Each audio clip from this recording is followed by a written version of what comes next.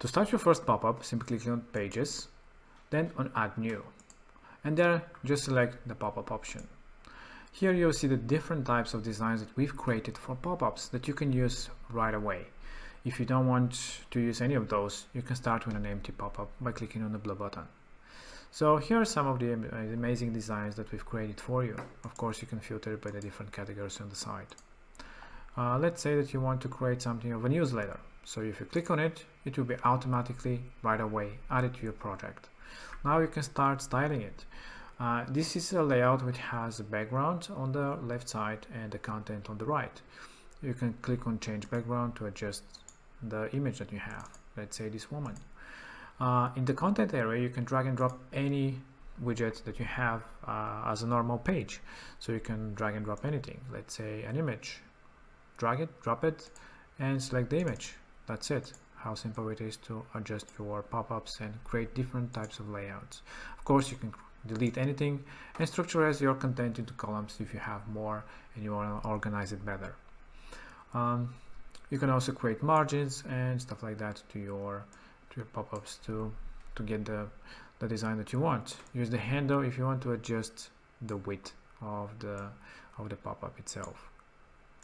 If you click on the styling option, you'll see the different design types that you have here for the layout, such as if you want to have an image on the left side, if you want to have it on the right, just click here.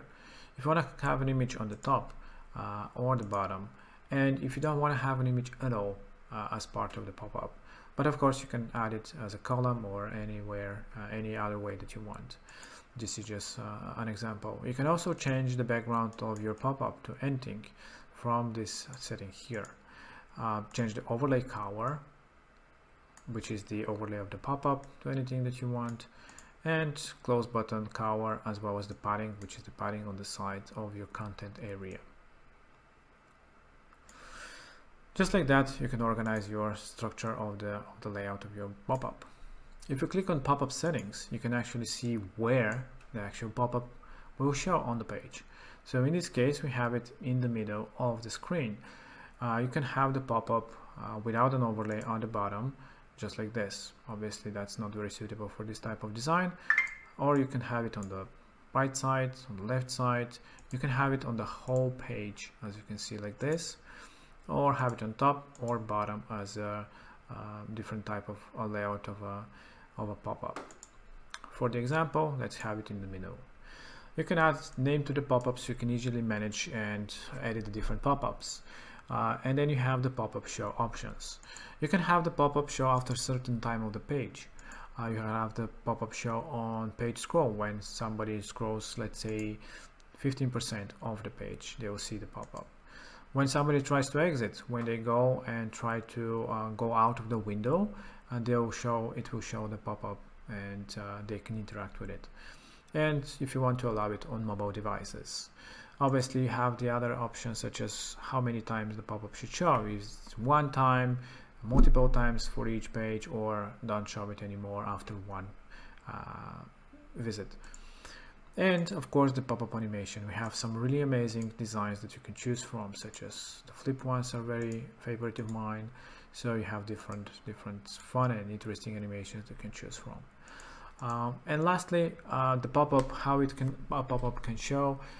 One way is with those pop-up options, and if you have, let's say, on a certain time of a page, you have to select on which page you want this pop-up to show. So from here you can select a photo or a regular page on which that pop-up will show after a certain time, of certain scroll, or on exit intent. And if you don't want it to show it automatically, but you want to show it after an event, and that's fine. Let's just add some name as test pop-up, for example, and save the pop-up. Now, if we go to any call to action, let's say this book appointment, when you go to the settings and click on the image on the link picker, now you have the option for pop-up. Here you will see all the different pop-up designs that you have created. Here are some that we didn't give a name to, but at the bottom we have the test pop-up, which is our pop-up that we just created, and you can click on select and save your page. Now when you preview it, you'll see that when you click on the button, the pop-up will show. So this is event-based pop-up that we made when somebody clicks on this button. Obviously you can add the pop-up to show on any event or automatically at the same time.